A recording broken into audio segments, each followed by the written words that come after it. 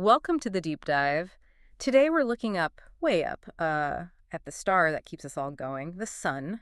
hmm And we are diving into, well, a pretty monumental shift in how scientists are thinking about it. Yeah, it seems like everything they thought they knew about the sun's immediate future, Yeah. activity-wise, Well, they were wrong, pretty much. Yeah, that's the core of it. so we're digging into your source material today, focusing on this really surprising new NASA study.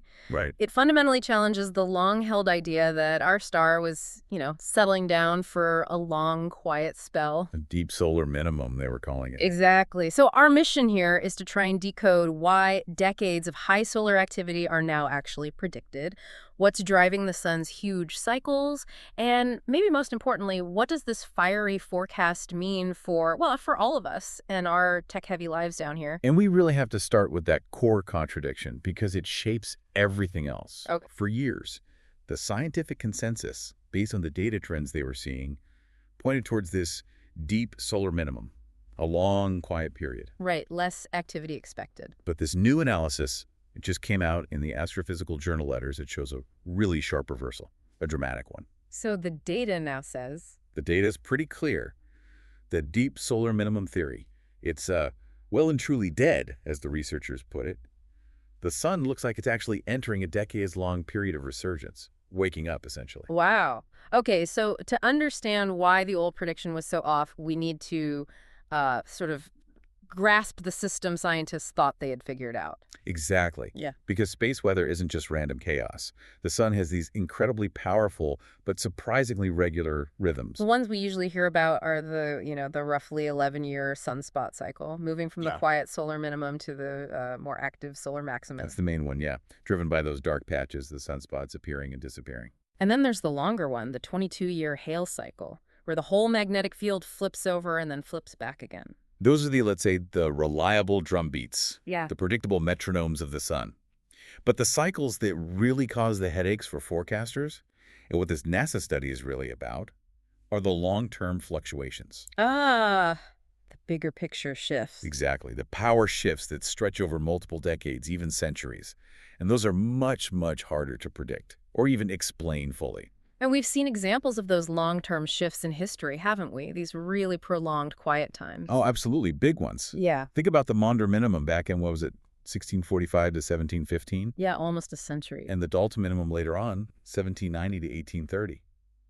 During those times, solar activity just plummeted. Sunspots practically vanished for decades. So those historical deep freezes show the sun can go into these long lulls. Precisely. And that historical pattern is exactly why scientists thought, okay, maybe we're heading into another one now. The signs seemed to point that way for a while. Which raises the key question then.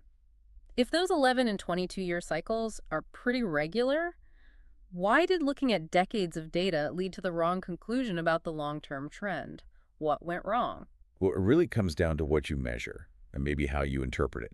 The whole idea of an impending deep solar minimum came from seeing a pretty clear downward trend in solar activity starting back in the early 2000s. Okay, so activity seemed to be dropping off. Yeah, and that theory got a huge boost because the last solar maximum, the peak around 2013, 2014, it was pretty weak. Kind of pathetic, actually. How weak are we talking? The sunspot count at that peak was the lowest maximum we'd seen in almost 100 years.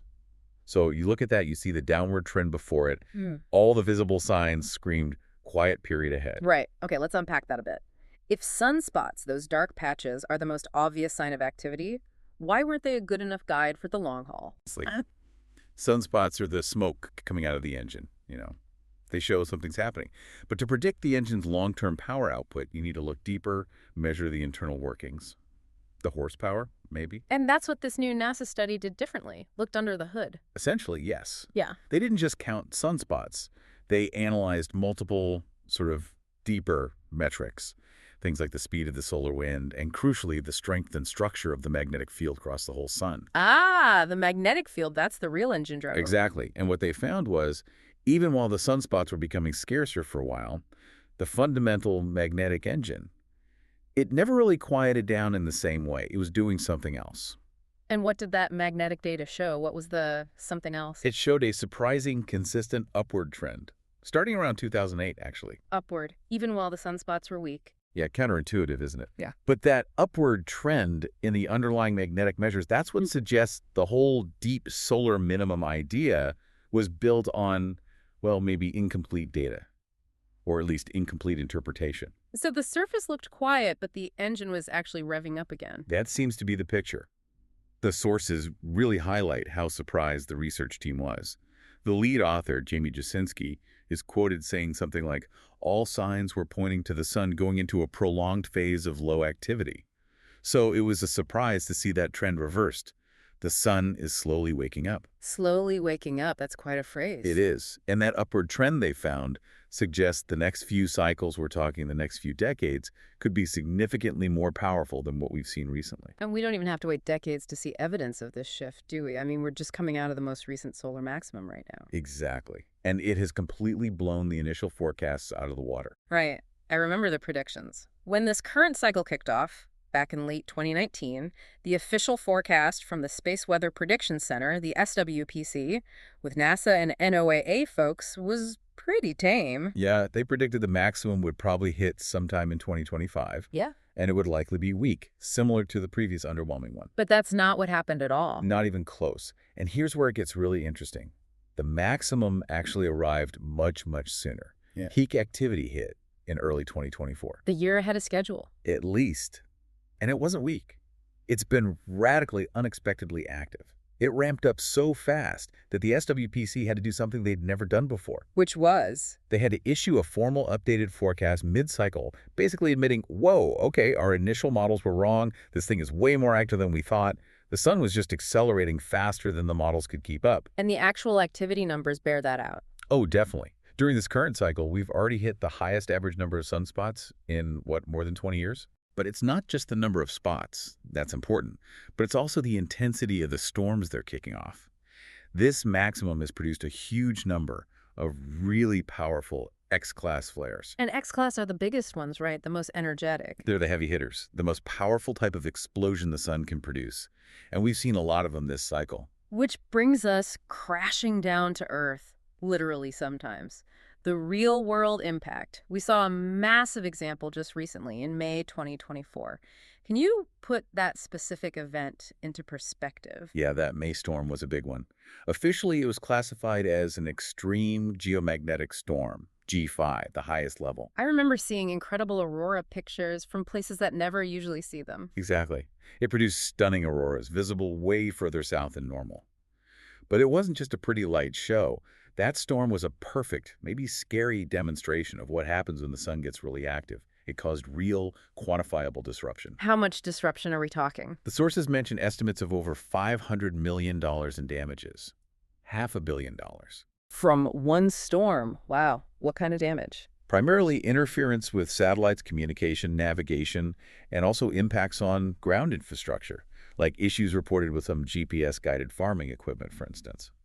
It highlights the vulnerability. $500 million. And now this new NASA study is basically warning us that this kind of volatility, the type that spits out extreme X flares and causes $500 million storms, might become the new normal, the status quo, as you said. That seems to be the implication for the next few decades, yes. And that completely changes the risk calculation for us. Right. This is the core relevance for you, the listener, isn't it? Absolutely. Think about it. Our civilization now is vastly more dependent on sophisticated technology than we were during, say, the Maunder Minimum back in the 1600s. We weren't worried about GPS back then. Exactly. So this projected higher level of solar activity is, as the study suggests, especially problematic because of that technological reliance. Space weather directly interferes with the interconnected systems we depend on. So what are the main vulnerabilities we should really be thinking about? Where are the weak points? Well, there are three main categories, really. First are power grids. Okay. Geomagnetic storms can induce currents in long transmission lines, potentially overloading transformers, causing blackouts. Worst case, causing physical damage that takes weeks or months to repair. That sounds serious. What's next? Second, anything that relies on precision timing from GPS or other satellite navigation systems. Think modern agriculture with GPS-guided tractors, shipping logistics, aviation, even potentially self-driving cars down the line. Charged particles hitting the atmosphere can disrupt those signals. So communication and navigation get shaky. They can, yeah. And third, the satellites themselves, up in orbit. A direct hit from a powerful coronal mass ejection, a huge burst of plasma from the sun, can increase atmospheric drag, knocking satellites off course, or worse, just fry their electronics completely. So our global communications, weather forecasting, even defense intelligence systems, they're all potentially at higher risk now. That's the concern, yes. This predicted higher baseline of activity directly threatens those vital systems. Okay, so we're shifting gears. Moving from anticipating a relatively quiet sun to bracing for potentially decades of increased cosmic fireworks. But if the scientists studying this stuff full-time got the forecast wrong, it leads back to the big question, why? What actually caused this long-term trend to reverse so suddenly? That is the multi-billion-dollar question, isn't it? And honestly, the sources are pretty clear that we don't have the full answer yet. Really? They don't know why it reversed? They have theories, models, but the precise reason why the sun seemed to be quieting down in the early 2000s, only for this underlying trend to decisively reverse around 2008. The study acknowledges we don't completely understand it. Huh. Lead author Jasinski points out that these longer-term trends are governed by really complex processes deep inside the sun, specifically the internal dynamo that generates the magnetic field and the way that magnetic flux moves around inside and on the surface. These are far less predictable than the basic 11-year spot cycle. So the internal workings, the solar dynamo, the models for how that behaves long-term are still, incomplete, which is why the predictions failed. That's a good way to put it. The dynamo theory involves the complex movement of plasma, electrically charged gas, deep within the sun. Think huge, slow-moving conveyor belts of magnetic material. Okay. If those deep flows change speed or structure, it affects the power of future cycles. But we can't just, stick a probe deep inside the sun to measure them directly. We infer them. And the inference was wrong this time. It seems the models based on surface observations suggested those flows were slowing down, leading to the deep minimum prediction. But this new analysis, looking at the magnetic field data, suggests that magnetic conveyor belt actually sped up or strengthened significantly around 2008, contradicting what the surface indicators hinted at. The deep engine did something unexpected. Right. And talking about these long-term mechanisms, that brings us back to those historical quiet periods, like the Maunder minimum. Scientists have always wondered if maybe those were part of some even bigger, longer cycle, right? Exactly. There have been theories for a while suggesting these centuries-long shifts in activity might be governed by an even grander rhythm, the roughly 100-year solar cycle. What's that one called again? It's often called the centennial Gleisberg cycle, named after the scientist who proposed it. Okay, the Gleisberg cycle. Yeah. It's not as well established or understood as the 11-year cycle. It's more theoretical based on historical reconstructions. But it could provide a framework for why the sun's overall power level seems to wax and wane over centuries, why it was so quiet in the 17th century, and maybe why we're seeing this resurgence now. So this current surge could be part of that longer 100-year upswing. It's a possibility. It provides a potential context. Now, it's important to note this new NASA study didn't specifically set out to confirm or deny the Gleisberg cycle. But its findings, this unexpected multi-decade increase in activity, certainly fit within that kind of long-term variability picture. Okay, so let's try to synthesize the main takeaway here for you, the listener. We know the sun has its regular beats, the 11 and 22-year cycles. Those seem reliable. But the bigger picture, the sun's long-term power level, its overall volatility, Yeah.